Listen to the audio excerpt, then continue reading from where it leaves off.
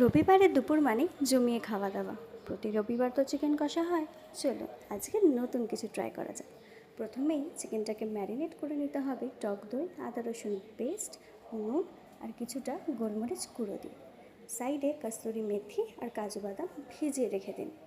তারপর একটা প্যান নিন, সাদা তেল দিন, গোটা গরম মশলা, কুচনো পেঁয়াজ, তেজপাতা, নুন ভালো করে মিশিয়ে ভেজে নিন।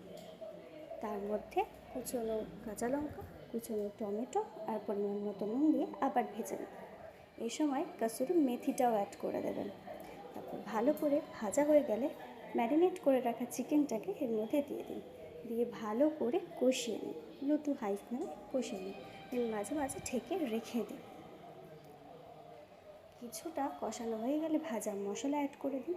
তারপর ঢেকে আবার রেখে দিন। কিছুটা সেদ্ধ হয়ে গেলে তখন কাজু বাদাম পেস্টটাও অ্যাড করে দিন। দিয়ে ভালো করে এটাকে মিক্স করে কিছুটা সেদ্ধ হতে দিন। সাইডে আরেকটা কড়াইতে মৌরি, শুকনো লঙ্কা, পেঁয়াজ আর ক্যাপসিকাম দিয়ে ভালো করে ভেজে মিক্স করে নিন। ভাজা করে থেকে দিয়ে ভালো করে চিকেনটাকে মিক্স করে নিলে আপনার চিকেন পাটিয়ালা রেডি, যেটা ভাত আর রুটি দুটোর সাথেই অসাধারণ।